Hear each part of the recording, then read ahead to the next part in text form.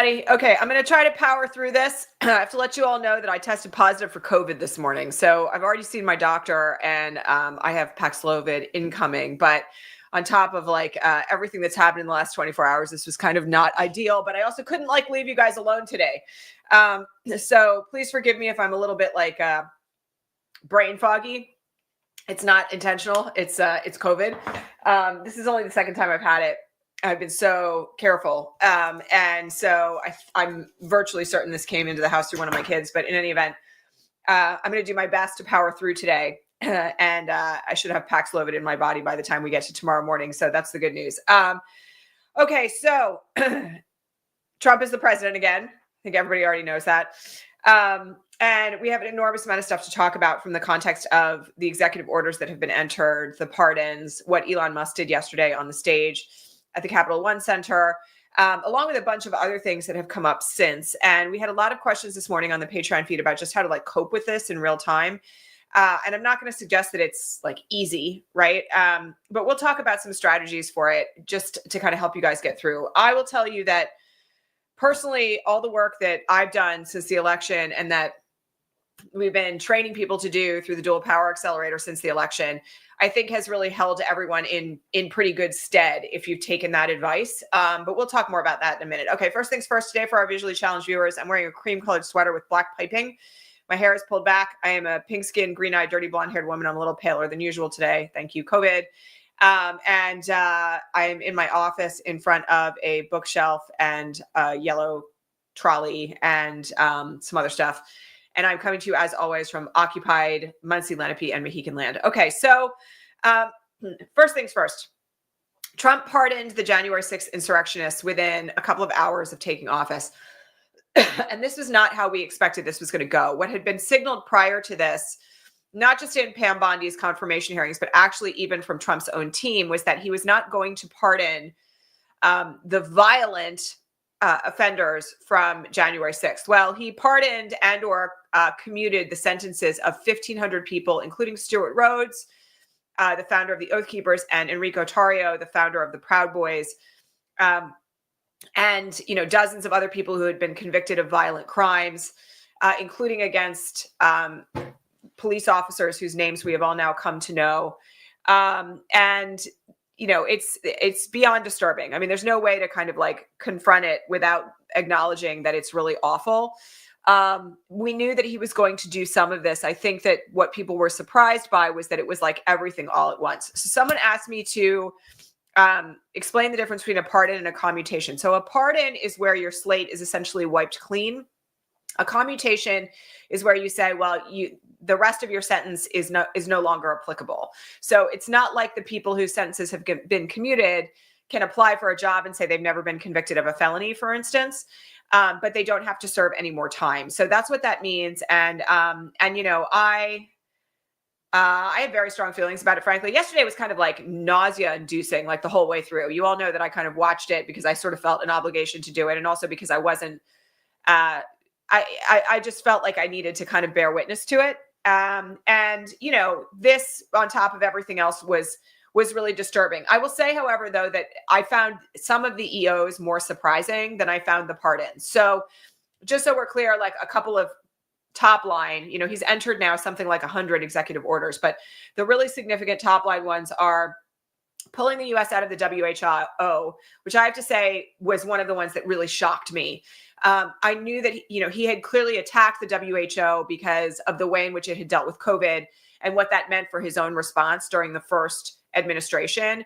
I did not expect that he would pull the United States all the way out of the WHO. And that is really bad. Apart from anything else, one of the things that it means is if we do have another pandemic, we are not going to have the resources that come with being a part of the WHO. And it's also likely to have an impact on the US being a global health leader when it comes to things like designing vaccines and sharing technology and all those other sorts of things. He also pulled us out of the Paris Climate Accords, which he did in his first term as well, which is disgusting. And that is also going to mean significant things. We are now one of only 4 countries on the entire planet who do not belong to the Paris Climate Accords, which are designed, of course, to reduce carbon emissions so that global warming can be addressed. in and of itself. It's very significant from the standpoint of like the standards that are likely to apply to what we do in this country when it comes to emissions. But it's very upsetting from like a long-term standpoint. Okay. He also tried to close the southern border. Now, I have to say something about some of the rest of these EOs that are out there, because I want people to understand that executive orders do not carry the force of law. So, for instance, one of the executive orders that relates to immigration is that arguably, not really, but sort of, is that he's trying to ban birthright citizenship. And I want you guys to understand that birthright citizenship is guaranteed in the Constitution, and you can't overturn the Constitution with an executive order. Now, I know, and a lot of other lawyers have been saying this for the last 24 hours, that one of the things that's of concern here is that we don't know at this point what will hold and what won't when these things are challenged in court. But I don't want anybody to be under the illusion that just because Trump says it's the case means that it's the case. And the birthright citizenship provisions in any event don't go into effect retroactively. But nonetheless, they're very scary. And the same is true for like shutting down the southern border, because there are lots of people who come across the border every day to work. And, you know, there's all this language about invasion. There's no invasion. I just have to remind everybody, like, all of this is propaganda. But a lot of these are going to be challenged in court and are going to be struck down like immediately. And other lawyers were pointing out this morning on Blue Sky, and I happen to agree with this, that it doesn't look like, contrary to what was suggested, they've actually had a quality legal team writing these executive orders. I mean, it's better for them to not be well written, but even some of the ones that I read through last night, there just seems to be no understanding of the ways in which constitutional provisions would override them. I think they know that with regard to birthright citizenship, but with regard to other things like racial equity and gender equity, you know, there's like various provisions of the Constitution that apply, like the Equal Protection Clause of the 14th Amendment. And also there's other things in there that he simply just doesn't have the authority to do. So the closing of the southern border, quote unquote, I think is going to be an area of challenge. Birthright citizenship is absolutely going to be an area of challenge. Literally within minutes of him taking the oath of office yesterday, by the way, 4 lawsuits were filed against the Trump administration related to DOJ and their authority or lack thereof. So that's something that's, and that part of that was filed by Crew, the amazing lawyers who have done, and they were involved in the attempt to get Trump kicked off the Colorado ballot. It's Citizens for Responsibility and Ethics in Washington is what Crew stands for. And so they're already out of the gate trying to take care of some of this, and we're going to see other challenges. Absolutely. Some other things that are kind of like disturbing, and I don't know how this is going to play out in reality, but one of the things that I got very worried about was the statements about, gender indoctrination, right? There's 2 anti-trans EOs that have been entered, one of which there's lots of disturbing things in each one of them. But one of the things that's very disturbing about them from the standpoint of government documents is you are any longer allowed to have an X gender marker on government documents. And what that means is that if you happen to be a non-binary person who has an X gender marker on your passport, you may not be able to leave the country or return to it if you happen to be outside of it. And so unless and until your passport is replaced with the gender you were assigned at birth. All of this is extremely disturbing. And I just want to make it really clear, though, we don't know how this is all going to play out in the long run, how this is going to be enforced, if it will be enforced. We knew, as I've said now many, many times, that shock and awe was coming. And a lot of this just seems designed to shock people and scare people, even though there is a strong likelihood that at least some of these executive orders are really not going to survive 1 minute in court. But that was another one that was very concerning. There was also an executive order that took away Biden's protections on the price of prescription drugs for Medicare and Medicaid. That one's just cruel. And then this morning, there's noises about a 25% tariff, not a 10% tariff, a 25% tariff on all goods coming in from Canada and Mexico, which, by the way, is going to hit like every single person in America in our pocketbooks. So those are just some top line ones. And, again, one thing I have to remind you all of is that part of what they're trying to do here is scare people into silence, particularly when it comes to people who are in the country who are not U.S. citizens. And they're also trying to do a number of other things to kind of send a message that Trump can do whatever he wants. So they took down the reproductive rights page on the White House website. They took down all the LGBTQ information that had been on the White House website. They've removed other relevant information, for things related to healthcare. And there's just like a lot of stuff all at once. This is what it felt like yesterday. Like it was just like relentless, right? He fired these immigration judges, 3 immigration judges instantly. They're just designed to make you feel like overwhelmed and like you don't know how to cope with it. And, so there were some questions, and I think these are really valid questions that were asked this morning on the Patreon feed. Reminder, if you want to ask me questions, you can join us at patreon.com/resistancelive. That were essentially like, if the oligarchs are controlling most of social media, I will remind you all, Blue Sky is not oligarch owned. And, we've got Trump and the GOP, which is really only MAGA now, in charge of the executive branch and the legislative branch of government, and a majority on the Supreme Court. How do we ever get our country back? It's a very legitimate question. I have to tell you, though, like one of the things that I want everybody to remember is that we don't know what's going to happen in the coming weeks and months. And, one of the things that I am already seeing to some extent is these responses from people who voted for him that are like, well, I didn't vote for this. I didn't vote to have my drugs brought back up to a price I can't afford, right? I didn't vote to have him, take away my ability to access healthcare, right, that I need. And, some of this is going to be a bit of an unraveling. And also, I just have to remind you all, I think there's a potential that because there's so much incompetence, that they're going to kind of like shoot themselves in the foot. So, I don't want anybody to think, as I've said many, many times here, that, all hope is lost, right? And I also want to remind you all that we really don't know what the future is going to bring. We don't know what's going to happen with court challenges. We don't know what's going to happen in the context of like what people on the Hill are going to be willing to put up with. We don't know what's going to happen with a lot of these nominations. Only Marco Rubio has been confirmed so far as Secretary of State, and that one was easy peasy predictable. So we have a long way to go. And, one of the things that I'll just remind everybody of is, as we have been talking about here nonstop since the election, one of the things that makes it a lot easier to cope with all of these things and also to get organized for what's coming is to really build community where you live. And, I'll remind you all, we have this program called the Dual Power Accelerator. It's open for registration again right now for our second cohort. The link is right here, and I'll, drop one above when we're done. But, that course is all about like, how do you build community for safety and survival where you live?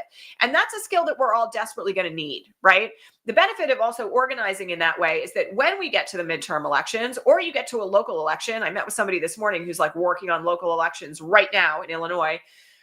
You have already a network on the ground that is established, and you're not just mobilizing for electoral cycles, you're mobilizing for everything. And, that allows you to become a trusted voice in your community. It allows you to be networked with people who will help you if you need it and who you can help.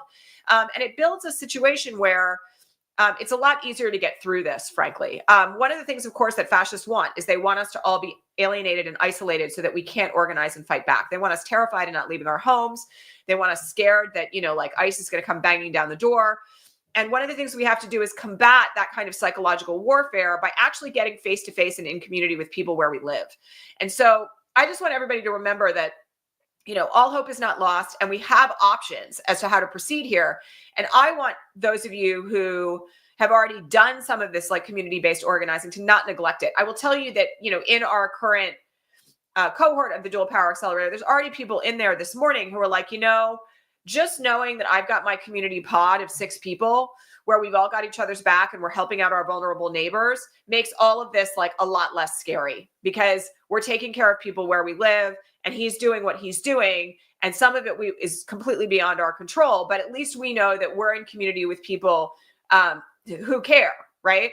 And, I will also just add, helping to serve people who need it is also a way of staying connected to your own humanity. And it's really critical right now to not be afraid, to not be terrified, to not allow them to do this kind of gish gallop thing that causes us to just go into freeze response, and instead to stay really focused on building community, being in relationship with people, and focusing on our own humanity. Like, that's one of the primary ways through. And by the way, you organize like that also, then when there's a need for people to show up and protest, or there's a need for people to show up at a school board meeting, you've already got people set up in community to do that.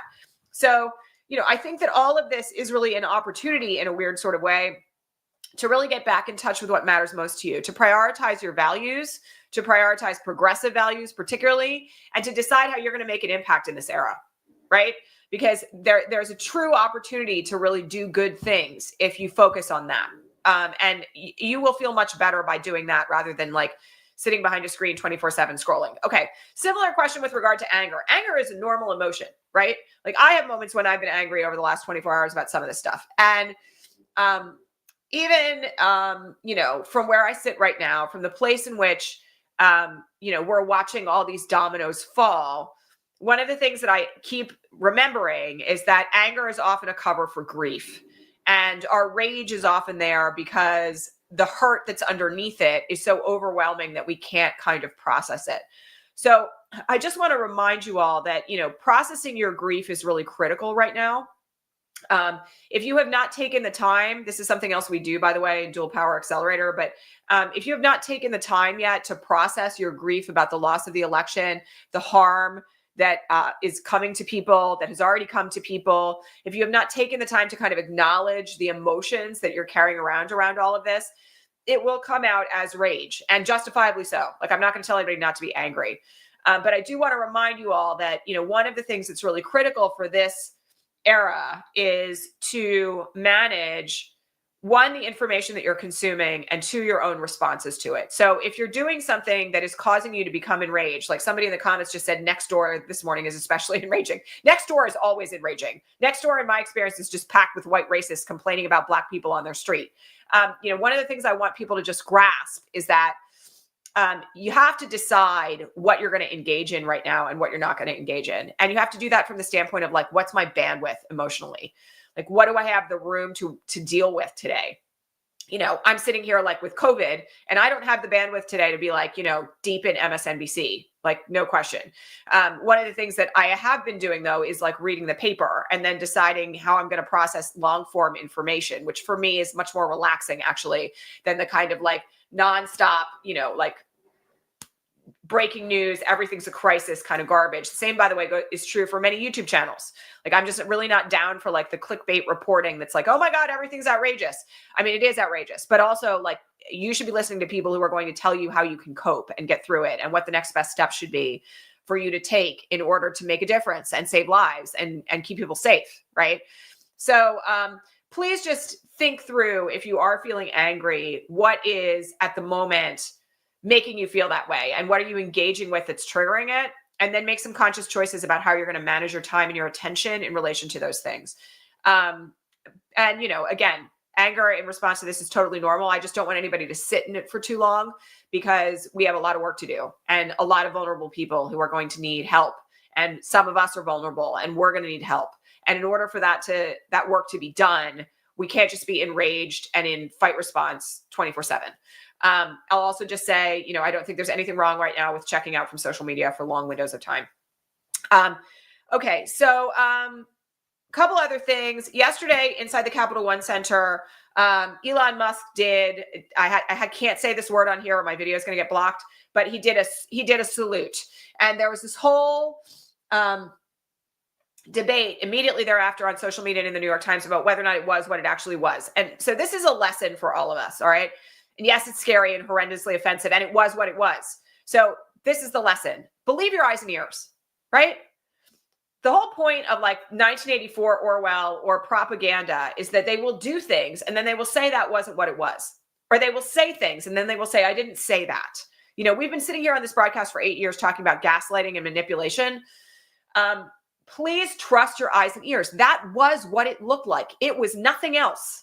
And, this is a man who runs a platform where he has amplified far right-wing content nonstop for like 2 years, right? More than 2 years, where he's actually like structured his algorithm. So like the worst elements of the far right get amplified and paid for posting hateful content. He is what he looks like. Like, he has shown us what he is.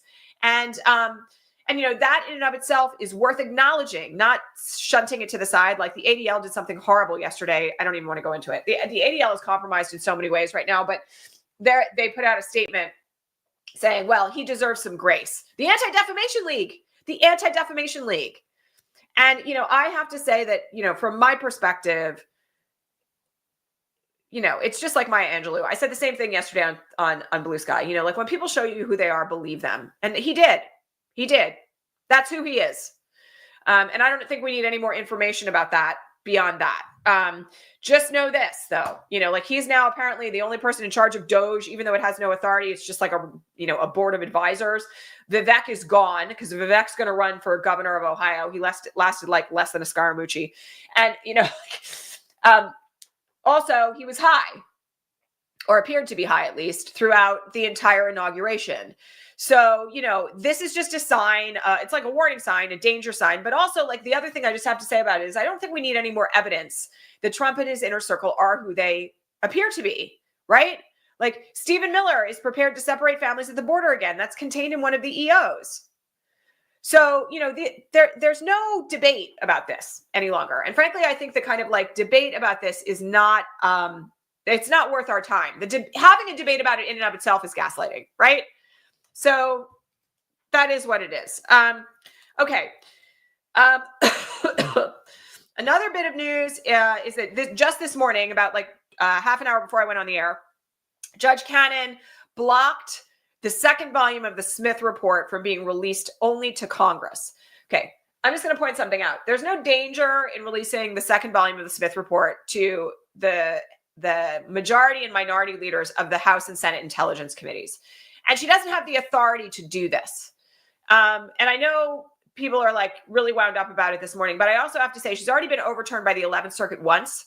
Well, more than once, actually. I think it's 4 times total now, but once already on the issue of Jack Smith's report. And I don't think the 11th Circuit is going to be cool with this. There are still prosecutors from Jack Smith's office who are continuing that prosecution against Nauta and De Oliveira. And they're going to appeal this to the 11th Circuit, and we'll have to see what they do, right? But I will just tell you that I think, as always, she has completely overstepped her bounds. And the 11th Circuit has reined her in multiple times already before. So we'll have to see what happens with this one. But this is not one kind of like worth losing your mind about. I could have predicted this just given who she is. I will tell you that I think they're going to look at this and say, there's a way to release the second version of the report only to congressional officials in a redacted form that poses no threat to Walt Nauta and Carlos de Oliveira. And that's what should happen, right? Apart from anything else, there's also like a federal law that the special counsel has to produce a report to members of Congress. And so she's in essence trying to, stop that law from being carried out. And I really honestly don't think it's going to play very well in front of the 11th Circuit at all. Okay. Trump made a couple comments yesterday about Gaza. This was my one moment yesterday where I kind of almost got like really mad, because I will tell you that, everything that we were saying in advance of the election about what Trump would do if he was elected in relation to Gaza is very clearly in play right now. And there seems to me, at least, to have been some fairly clear collaboration between Netanyahu and Trump in relation to this ceasefire. We know that some folks from Trump's camp had been a part of some of those conversations. But Trump said something yesterday about how Gaza was going to have to be rebuilt differently and what a great location it was with like great weather and right on the ocean. And I just have to remind you all that, Jared Kushner made some comments about wanting to build on the Gaza Strip at some point in the last year. And, this signaling is not a good thing. Again, I'm not even sure the ceasefire is going to stick because there's not really a backstop at this point. Not that the Biden administration was doing much of one, but there's not really any backstop at all at this point to Netanyahu just like overriding the ceasefire once the hostages that he wants released are released. And so, it's a very fragile situation, but I will tell you that I was really bothered by the way in which Trump was talking about Gaza like it was land for development. And, again, I just want people to be thoughtful about the fact that there's so many layers of corruption in play right now that we really don't know how that one is going to play out. And yes, it was horrendously offensive for the person who asked me that question on the Patreon feed. Okay. We lost Cecile Richards yesterday, which was devastating to have that happen like on the day of Trump's re-inauguration itself. She was an icon, former head of Planned Parenthood. Her mother was Ann Richards, who was like, an incredible governor of Texas. And she was an incredible advocate her whole life for causes related to women's health and humanity, really, in general. The one thing that I will say is that the thing about Cecile Richards was that she was a fighter. And I was thinking about, after I learned of her passing yesterday morning, just about like the lessons that we can take from her legacy, because she didn't quit. Like, she was fighting an aggressive form of brain cancer and still showed up to give speeches, throughout the campaign cycle on behalf of Kamala Harris. And I just want to remind everybody, because, there are some of you in the audience who occasionally are like, I'm done. I can't handle this. I'm just going to bunker down for the next 4 years. That's not a model that is going to create change, just to be really honest about it. And I look at someone like Cecile Richards and think, if she could keep fighting for democracy with brain cancer, none of the rest of us really have an excuse to quit. And so she's just like an absolutely incredible icon. And you should go read about her if you don't know anything about her, because you'll learn a lot. Okay, couple of things that other things that came up on the question feed around Biden's pardon. So Biden pardoned Leonard Peltier yesterday. Finally, this is something that Indigenous communities have been waiting for literally for decades. Huge deal. He also pardoned all the members of the January 6th committee. He pardoned all the police officers who testified in front of the January 6th committee. And he pardoned his own family members, a number of his own family members who were being targeted by Trump. That, by the way, does mean that he pardoned Liz Cheney and Bernie Thompson and Adam Kinzinger and other folks who had been, put within the crosshairs of what Trump's DOJ was planning to do. Trump himself is apparently not happy about this, but, you can't reverse the pardon. So the only question that came up was, somebody asked me, well, like, why wasn't Alexander Vindman on there? Why wasn't Cassidy Hutchinson on there? And we frankly do not know the answer to that. What we do know from Harry Dunn is that there was no communication between the White House and the police officers or anybody on the committee, or anyone, frankly, who was pardoned yesterday by Joe Biden in advance of the pardons being issued. And I understand, Rachel Vindman and I follow each other on Blue Sky, and I really understand the pain of her family that he wasn't pardoned, and that, it feels like a betrayal, which is how she put it. I don't really have any insight into how the decision was made. What I will say is that I think that the decision itself, as far as it went, was wise. And do I wish it had gone further? Yes, absolutely. But I think the pardons as they were issued were incredibly necessary. And my hope is that this DOJ, which is already incredibly poorly organized from what we can see under the incoming administration, will not be able to put it together enough to really go after people simply because they're political enemies. Okay, final question I had today, which was a really good one, was how to talk to kids about what's going on here. So I had to have conversations with my kids about all of this. They're obviously very politically aware because of what I do every day, and also because they're just justice-oriented kids, much like their mama. And I will just say that I am doing my best to communicate in a way that conveys as much safety as I can muster, while also not sugarcoating anything or obviously lying about it. So, some of the stuff about the persecution of trans people, one of my kids asked if any of the executive orders that were coming in related to that. And I said, yes. And here's what they say. And there are some things in there that are scary, but we don't know how it's going to play out yet. And you're safe here at home, and we're safe in our community. And, we're working to keep other people safe. And so, one of the things that I just have to remind everybody of is that, we have to, for our loved ones, create zones of safety right now. And this is part of organizing where you live. It's not just about am I connected with somebody for the midterms, right? It's really about are you building community in a way that makes people know that they are safe with you and that you are safe with them? And that takes time. We're talking about building relationships of trust based on a politics of caretaking where you're all in it together. And those relationships are built over years, right? You can start now, but they're for the long haul. You don't walk away from people when an electoral cycle is over. And so when you're talking to kids about it, whether they're kids in your circle or kids in your family, I would just encourage you as much as possible to kind of try to create safety as much as you can, right? I tend to be the mom who says, I'm going to keep you safe. You can count on me, right? You trust me that mom will do everything she can to keep you safe? Yes. And, they know that I'm a fighter, and that's true. That, I'm like a major mama bear, and I will go down fighting no matter what happens, right? But I think that one of the things that we have to think about here is even when we are scared as adults, managing those emotions in other ways that don't play out on our kids, right? Because they're not as emotionally and intellectually developed as we are. And they can't handle, like sometimes they'll have the emotional reaction to things that just are happening without knowing exactly what's happening. And the logic of it kind of gets lost on them.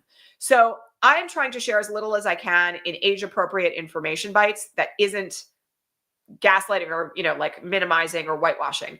But simultaneously, I really am leaning hard into the thing of like, we're okay. We're going to be okay. I'm going to make sure we're okay.